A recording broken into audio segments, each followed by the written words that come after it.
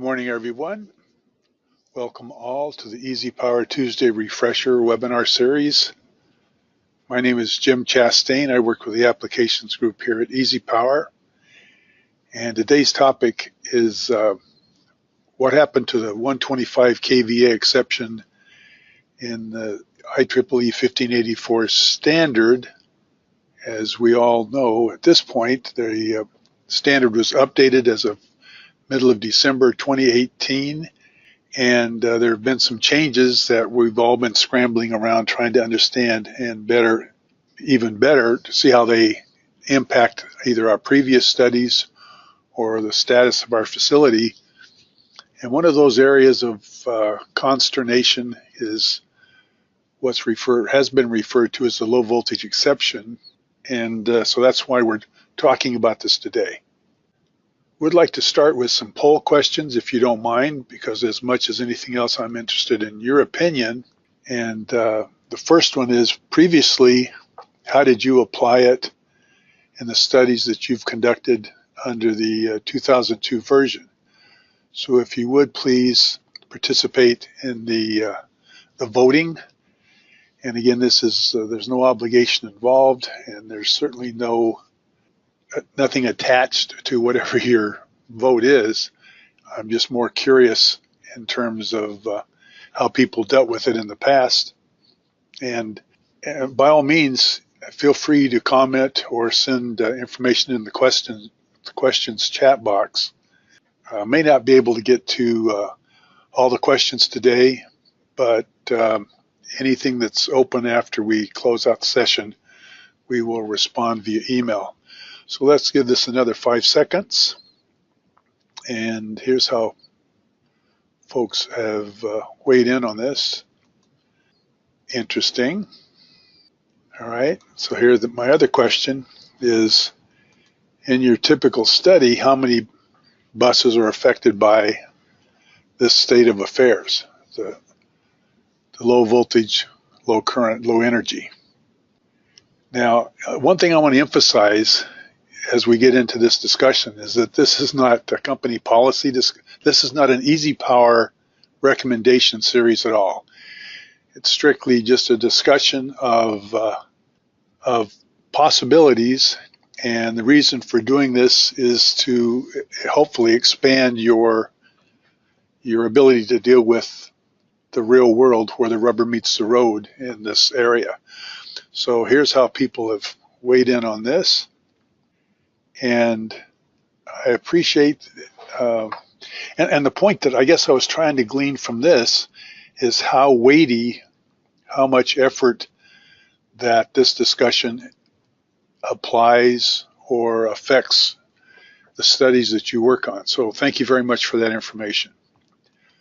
Okay, so we're going to try as much as possible to talk about just the facts and not necessarily put my opinion into it, but these are observations as far as how people have handled this situation in the past. So we're going to talk about the verbiage in the new standard, potentially what systems it affects, and then what options might be possible for handling anyone facing this new restriction or this new standard. As of 2018, the range of the model in 1584 has changed slightly. Today, it's been expanded to include 208 volts up to 15,000 volts, primarily for three-phase line-to-line voltage. It is only applicable to 50 hertz or 60 hertz and not the range between the two. It has expanded in the bolted fault current coverage, specifically at the low voltage range. So from 208 volts to 600 volts, it covers a bolted fault from 500 amps to 106,000 amps. And the gap range at that voltage has been expanded or contracted, whichever way you look at it. So now it includes an air gap. And so this is how close bare conductors come to each other within a panel of this voltage and size. And it'll vary by the size or the type of equipment and the voltage. But the typical range that IEEE now covers is a quarter of an inch to 3 inches in the voltage range we're talking about. So the problem area really happens in the low voltage 3-phase section of the one line, in particular where we have low fault currents, and if we don't have localized tripping units that can accommodate that discrepancy, and that is a low arcing current versus the typical load currents, then we have trip units that don't fault or don't trip. So again, air gap about 3/4 of an inch, and I agree with those that want to get into the details of this, that this range is covered by the scope of the new model. And at the same time, there's a larger number of panels affected. And so the question is, do I have to go back and do a study on all of these, or include these all in my study? And people that are following strictly the 1584 standard would maintain, and do maintain, that the answer is yes, those have to be included in the study. I'm not arguing with that point. The other part that's included in the model, which is a variation from the previous 1584 version, is that there's some recognition of sustainable arcs. And the verbiage in the 2018 release indicates and verifies that sustainable arcs are possible but less likely in 3-phase systems operating at 240 volts or less with an available short circuit current less than 2,000 amps. That's all well and good, and we all kind of recognize that that could be the case. I highlight this in red because I think this is where they, in spite of expanding the model to include this arena, there's a recognition that there's some inability to accurately forecast what the arc flash situation is in this condition. Now, alongside that, I put up another area. While it doesn't have anything to do with sustainable arc, it is part of the standard, and it is referred to as the 2-second rule. But the bottom line, and I'm at a loss to really explain this, but the bottom line is, if the clearing time is longer than 2 seconds, consider if a person can get out of the way of an arc blast when that's the case, and then limit the calculations to 2 seconds.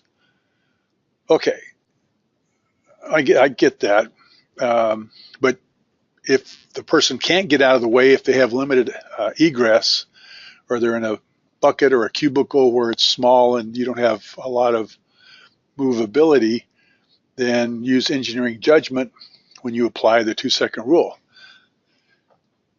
That part of the discussion makes me more nervous than the sustainable arc discussion, but let's leave that as it is.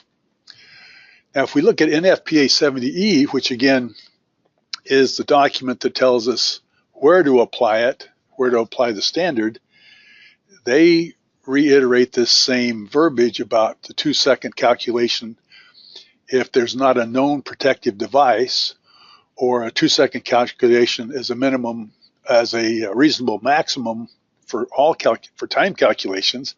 And I've seen studies come in on very large plants where they use 2-second maximum across the board. And I have other webinars on that where I suggest you don't want to start there because you obscure coordination issues, whether you intended to or not. That's another webinar. In every case, though, they reemphasize using sound engineering judgment when applying the 2-second maximum clearing time.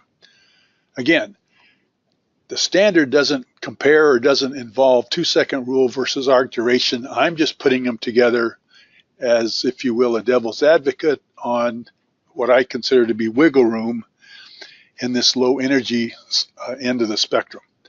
So let's suppose we have a circuit where the trip times on the TCC curves are very long at a voltage that's less than 240 volts, and it's due to the fact that arcing current is low enough that it will not sustain an arc.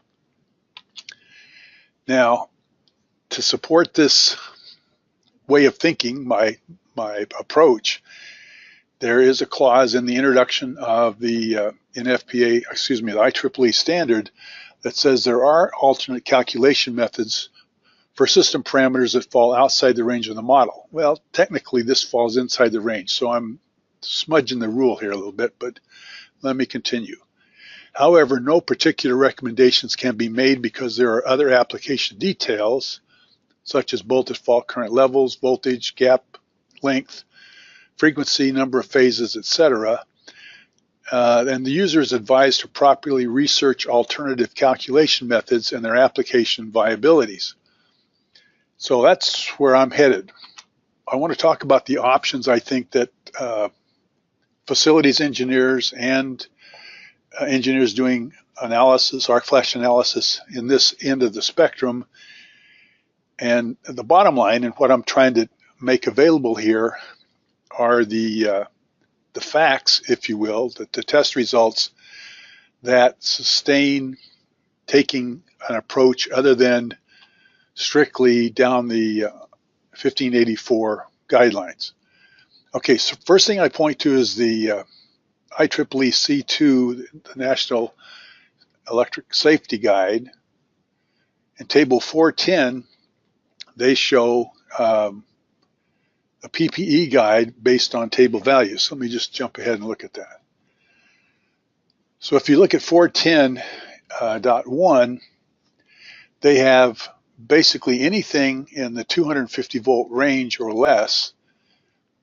They say a recommended clothing rating is 4 calories per square centimeter. And that's not a bad standard to start with. That's a good reference. That's a and if I were to take this approach in my study, I would want to document that that was the standard that I was following, or that was the recommendations I was following, and recognize the fact that it is in lieu of using the model 1584. Another place that I would look to, and again, in NFPA 70E, there's 2 ways to determine PPE. One is calculating the incident energy, and that dictates the level of PPE protection that I need. Or if I haven't calculated incident energy, there's a PPE lookup table, and to tell you the truth, I don't know that I got a copy of that. I'll check in a second. But there I can verify the PPE that's recommended for low voltage and phase, and I believe it's got a PPE category, and consequently that could be used as a methodology for testing. And for those of you that want to see what that lookup table looks like, just email me or enter a question on the questionnaire. Okay, so that's the second reference. That's all an alternative to the IEEE 1584. And then the third is to go to the bibliography that is listed at the end of the 1584 2018 standard, where they publish test results on, and I've just cherry picked the 3 that focused on low voltage, low energy, that show there is this conflict between trip time, or potential conflict between trip time and arc sustainability. And then finally, I'm going to get into what I consider to be a generic study that you could conduct with the tools, and it may be beneficial in some cases. So let me jump into these test results. So in the Langin Jones paper, they were investigating factors affecting sustainability of arcs below 250 volts. And again, I'm cherry picking out of the study, but this chart they published that's showing available fault current and this arc sustainability, and below 2000 amps of available fault current in this voltage range, an arc would not sustain longer. It wouldn't sustain longer than 2 cycles. And at least from their test results, at 208 volts, you had to get up to something over 4,000 amps before it would sustain much longer than that. So the point that I would take from here is that if I were, again, using the IEEE model, I would be justified in limiting the time calculations, not just to the 2 seconds that they suggest for limiting instant energy, but for a more realistic result at low voltage, I think at a something less than 2 cycles, less than 30 cycles. And so we're talking about, at 60 cycles, we're talking about a 1 second limit, and anything that would be less than 30 cycles would be a half a second. Again, the tool lets me do that if that's the approach I want to take. All right, one of the other studies looks at the sustainability for low voltage based upon the air gap. And what we see here, and they start with much higher arcing currents, but even at these high currents, the arc duration was less than a cycle, even down to 18,000 amps. And it's difficult to see on the chart, but basically my 24,000 log trend line here shows that it's much less than a cycle for air gaps out to 3 inches. So that's, again, the range that we're talking about is panels that have 3/4 of an inch gap down out to 3 inches. Even with 24,000 amps, it was difficult to sustain an arc beyond 1 cycle. Okay, this is Perry Mason just building his case here. And then finally, the tests for 208 volts, single phase, and 3-phase, that they had virtually the inability to sustain it more than 1 cycle, and the maximum, even when you used a bridging tool, was 6 cycles. And so they recognize that 4 or 8 calorie protection is sufficient. So again, these are all data that's listed in the bibliography for the IEEE 1584. So what I'm encouraging is the application of engineering judgment and documenting, if you're going to refer to any of these other test results that may more accurately fit your particular system, that you recognize that it's not per se the 2 second limitation that IEEE recommends, but it's focusing on the arc duration side of the equation, and based upon your judgment and your knowledge of the system, whether that applies. Now, I want to emphasize that EasyPower can be used as a tool for looking at these what-if conditions, and I want to show you a couple examples of how to do this. It can be done both globally and locally based upon where I want to apply, and I'm talking specifically here the time limits on the calculations. So let's jump into the tool and look at a couple things. So what I've done here is set up a bank of buses. This I use to compare different orientations of the electrodes, and I've set it up to look at 208 volt systems, and I've limited the calculations. So I've got this connected to a 480 volt system. I could just as easily set up a utility here and vary the available fault current. But in this case, if we're looking at the fault current, I'm providing here's a little over 600 amps, which is the still within the scope. And my point is, if I go in and look at or fault the buses and look at the instant energy, I'm well below 2 calories in most of these cases, and this is controlled by one of 2 things. If I go in on a global basis, I can control it from our short circuit options, arc flash hazards, less than 250 volts, I can control it with this time limit here. This is where I mentioned I've seen some engineers use 2 seconds across the board based upon the verbiage for the 2-second rule. Before I do that, I want to show my arc flash incident energy and my arrange for arc flash, and I just want to focus on these buses. In fact, let's just focus on that bus to remain consistent. All right, and so what I'm showing here is at that branch current, my arc trip time is 4.5 seconds. Well, it defies logic and common sense with any understanding of electricity that the arc itself won't last that long. So then to make my calculation based upon the trip time of this device doesn't, even though that's the requirement of IEEE 1584, it doesn't make a whole lot of sense.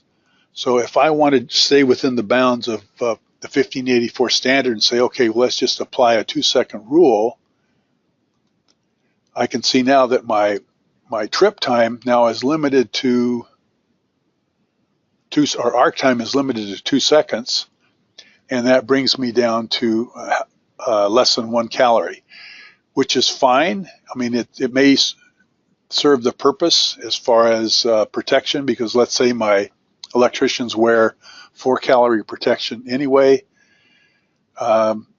It makes a more realistic display at that level of energy because we're not relying on the trip time. On the other hand, because it is so low, it makes sense maybe at that particular bus that I limit the time to 1 second.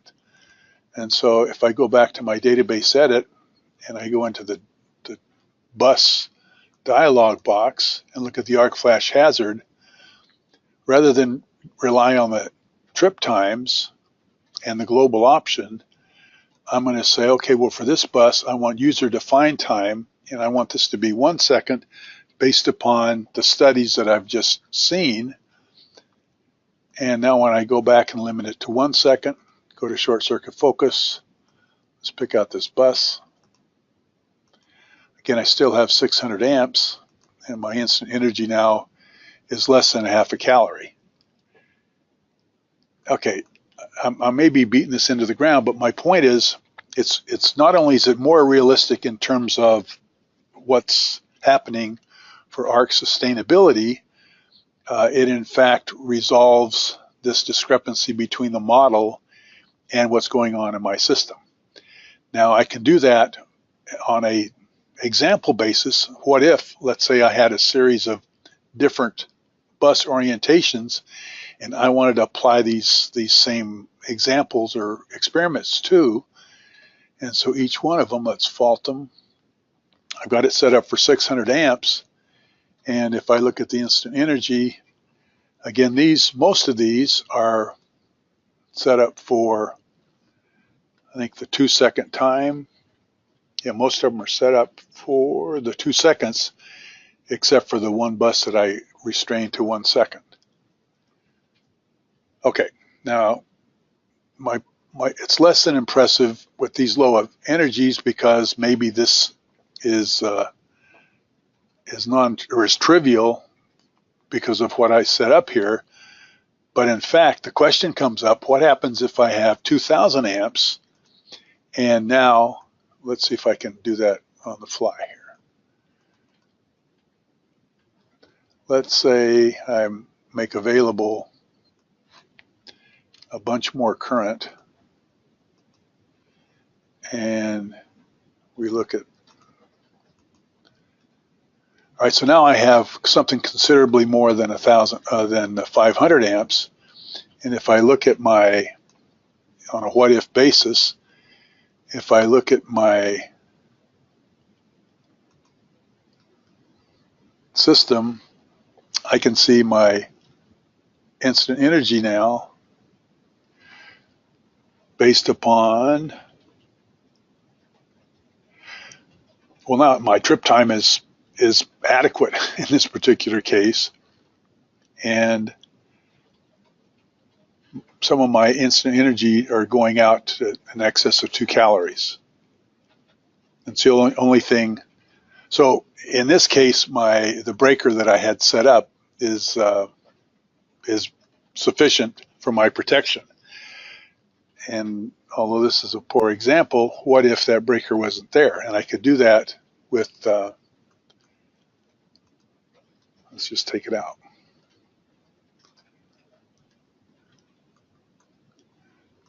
So what if that breaker wasn't there and I had protection only in the primary side? Now it may be a little bit more of a problem, especially if I had some horizontal orientation. And now my time limitation, even with this, my time limitation is showing that I have a potential problem at a couple of these buses, but we're still looking at current that, according to those studies, would not sustain for more than 2 cycles. So 2 seconds is extremely conservative, like to 1,000% conservative. And this is where I would want to verify and document the application of engineering judgment as justification for using a lower time limit on the calculation. And again, I would go and do that potentially here, or for individual buses, I might even take this down to 1 second. Now, this is just me. This is not a recommendation from EasyPower. I'm trying to explain how to use the tools on what I call design of experiments. So that brings up my last point that I wanted to make, and that is it's fairly conventional procedure in a manufacturing environment where we're dealing with new technology or the edge of what our expertise is, to develop a design of experiments and run a bunch of test panels, if you will, and see where the edge of my capability, or to be able to tune my process to extend my capabilities in my manufacturing line. Well, the same thing can be done in EasyPower, and I just showed a very small example of doing some what if tests, and the methodology recently in discussions with a very large telecom company did the same thing. They had a large number of small standalone electrical systems, and they were concerned about the cost of individual studies on these little small repeater stations. And so they set up a characterization study, and based upon the knowledge of the equipment and the protective gear, they were able to develop a decision tree that could be used by maintenance personnel to determine PPE requirements. Now, none of this falls into the specifics of IEEE 1584, but by calling on the examples that I just show and the details of verifying what the calculations were coming out of EasyPower, they were able to reduce the number of studies they could do or had to do on individual systems by an order of magnitude. And another case in point is that a couple years back, we assisted a company that had a large production facility. They had an extensive use of a 480 volt bus duct system throughout each building, and the collection time for each of the drops from that bus duct would have been prohibitive and a gross interference in the production time, because they had to use a scissor lift to reach each of the connections just to read the breaker and verify the connections. So what they requested, or what we offered, was the ability to develop a study using EasyPower over a broad range of available short circuit currents, and using a combination of the breakers that they had in the system and different size cables, we came up with a matrix that they could verify that under identifying the breaker in question and the cable in question, that the arcing current and instant energy at each particular motor connection on the floor could be verified to be less than a certain amount. And so as part of the handout section for this webinar, I've included that application note that describes what that study was done. Again, I'm not providing this for anything more than an example of what a design of experiments looks like, and offering it as a suggestion or an idea based upon your needs to maybe reduce the cost, or especially the excess data collection that might be required under those conditions. Okay, so I apologize for the mix-up in the slides. But what we covered today basically is talking about the models as the 1584 produces are conservative in producing incident energy at the low energy end of the spectrum, and that engineering judgment should be applied and detailed for specific parameters that you may encounter, because it's not the case that one size fits all. So in my opinion, what happened to the 125 kV exception, you can't really say it's gone. It's been redefined because some amount of that current spectrum that's available under the 125 kVA transformer is part of the standard scope, but with the inclusion of the arc duration discussion, I think it makes the standard exception spongy with some wiggle room that engineers that understand what's going on can apply to their benefit. Appreciate your patience. Sorry for the technical interruptions. Thanks for attending today. By all means, check in with the website for new announcements on upcoming webinars, regional training, and some newly scheduled Arc Flash workshops. Looks like we're out of time, so I'll be dealing with any questions via email. Have a good day.